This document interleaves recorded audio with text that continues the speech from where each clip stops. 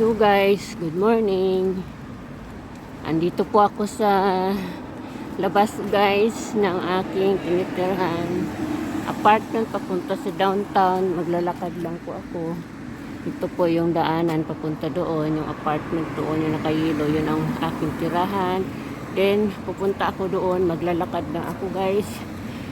Mahaba-habang paglalakad pa ito ang aking gagawin. So samahan nyo ako guys sa aking paglalakad at itutur ko kayo sa aking madaanan. Ito po yung mga daanan papunta doon guys. To may mga tanim-tanim na bulaklak. Ito po yung building guys, apartment. Yan, 15th floor, pati yung doon, yung nakakulay yellow, orange, yon ang building na saan ako nakatira, apartment. So ngayon guys, araw ng Sabado kasi ngayon guys, wala akong pasok, kaya naisipan ko pumunta kasi sa downtown sa bangko at babayad kasi ako ng aking monthly bill na cellphone. Binabayaran ko po di linya yun, dalawa. Yung isa is namaminus na lang sa bank book. Yung isa binabayaran ko po sa mismong tindahan ng mga cellphone na may yung di linya. So ngayon guys, samahan nyo ako guys.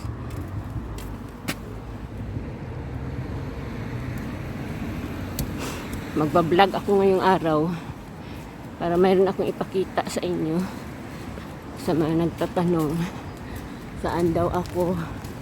Nandito ako sa Korea guys. Ayan lang, siyempre busy ako sa trabaho, hindi ako laging nagbablog, although nag-a-upload ako sa aking channel. Yung channel ko ay 4, kaso lang hindi masyado active, 2 lang. Hindi pa siya monetize naman sana, kaya lang hindi ako makapag-upload dahil busy nga sa trabaho with overtime. Lagi may overtime.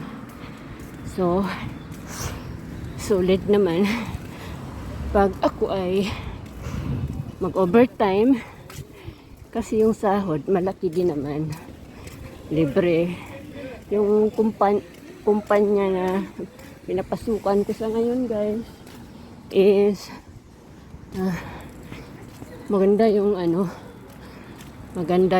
pasahod, malaki ang pasahod, libre na ang service, hindi na ako magkukumute, at the same time libre na rin sa restaurant, kain sa lunch time. Break time namin every 15 minutes only, sa umaga at sa hapon. Ito guys, apartment din to guys, papunta doon, mahaba pa yan. Hinihingal ako guys. Hinihingal ako, hindi pa ako nakakain, nagkape lang ako, gutom na. Sabi ko pagkatapos ditong makabayad ako doon sa billing ko, kakain muna ako doon sa labas. Then uuwi. Kanina naglaba ako, makulimlim, umuulan na dito, umaambo na dito sa Korea guys. Madilim, makulimlim ang langit, tingnan nyo guys, yan, makulimlim, di ba?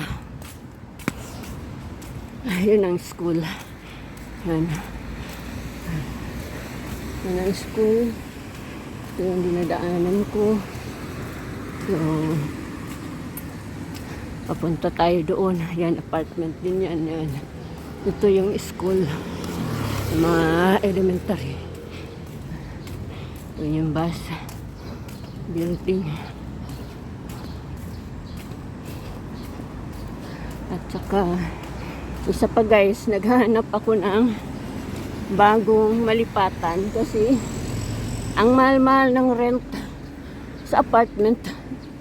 Hindi kaya ng budget. Imbes na makakaipon ako, doon lang napunta sa mga bayaran. Plus, yung sa Pilipinas pa. Left and right yung humihingi sa akin eh. Pamangkin.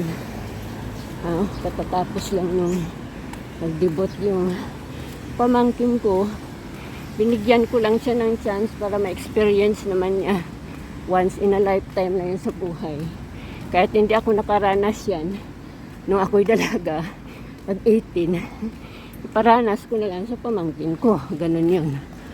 Bahay na apartment, guys. Dito, paliko na ako.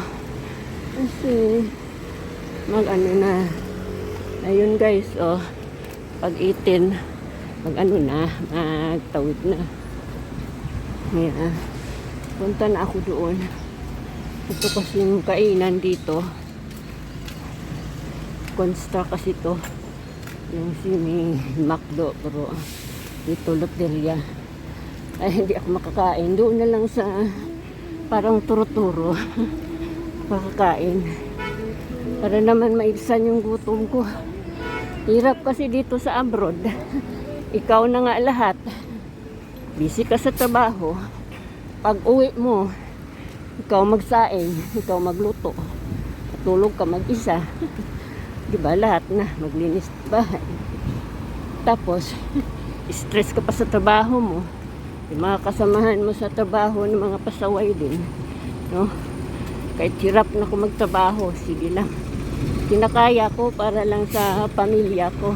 Kaya sa pangarap ko na magkaroon ako ng bahay, kapagpatayo soon ng bahay at kapital negosyo. Sandali guys. Iano ko muna yung payong ko, pambihira. Itiklop ko. Wala na yatang ulan. Ito, mga nagtitinda guys. Ito guys, mga fruit stand sa tabi-tabi. Papunta doon sa bangko. Ito din, nagtitinda din siya. Oh. Yun. Yun, talipapa baga. Dito. Yun, yung highway. Doon. Sakit yung kamay ko guys. Kaya ito din, yung matanda o, nagtitinda o. Yung gulay. Sakit na yung kamay ko oy. So, mahirap. Kasi hindi itutok sa mga kagwang ng mga singkit mata. Gagalit yan. Ito, talipapa, gulay, sari-sari. Ito yung waiting shed ng bus. Yan. Yung upo. Pag maulanan ako, maliligo na lang ako mamaya pag uwi ng bahay. Ayan, nagtitinda. Ayan, nagtitinda. Ng protas. Ang hirap guys, diba? Ang sakit na ng kamay ko. Paghawak ng aking cellphone. Kaya, sa left side ko naman hawakan. Sa right side naman yung cellphone. Nagbibideo kasi ako guys. Ayun yung waiting shed ng bus. Hindi ko maikutok. Hindi ko na maipakita lahat guys kay ito na lang sa highway. Ayun. Malapit ako sa bangko guys. Lang ako kasi magbayad muna ako sa cellphone billing kasi dilinya kasi yun dito sa Korea, dilinya.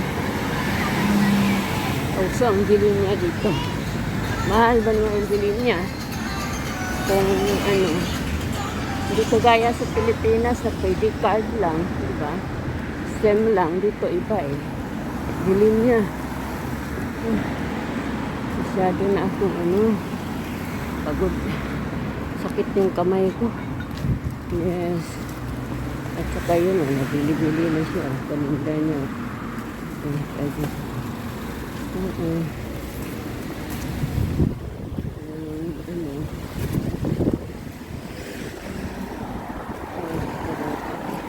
Tawid lang ako guys. Kasi at umulan na yata. Nagtitinda yung matanda ng mais. gulay, sili, bagoong. So, ano, hindi ko lang itututok sa daan nila. Kasi obvious masyado. Halata ng mga tao. Para lang maka-video, di ba? At least. Ayun ang bangko, guys. Yung NH. Yun. Yun ang ano. NH. Yun. NH. Antayin ko lang. Antayin ko lang. Mag-green. Ayun o. Red pa lang siya, guys. Ayan, nag-green na. Tawid na ako, guys. Tawid na ako. At nagdaanan naman ako dito. Papunta sa bangko. Pero doon ako pupunta, guys. Doon, o. Yung tindahan, doon na Kitty. Doon ako magbabayad. Yan. Tatawid muna ako. Kasi kailangan hinihingal ako, guys. Yes. Nagtataka yung tao. Ano ba ginawa pa ng ano dyan? Ayan na. Nag-green na. Ayan ako. Ayan na. Ito yung fruit stand, guys. Ayan yung fruit stand. Yung fruit stand. Yung ano. Dito, babayad muna ako, guys. Pagdating doon, ano ba? Magpunta ay magbayad muna ako, guys. Maya na lang sa bangko. Babayad ako yan, guys. O, tindahan. Yan ako pupunta, guys. Babay muna, guys. Mamaya na lang uli. Bye-bye. Thank you for watching.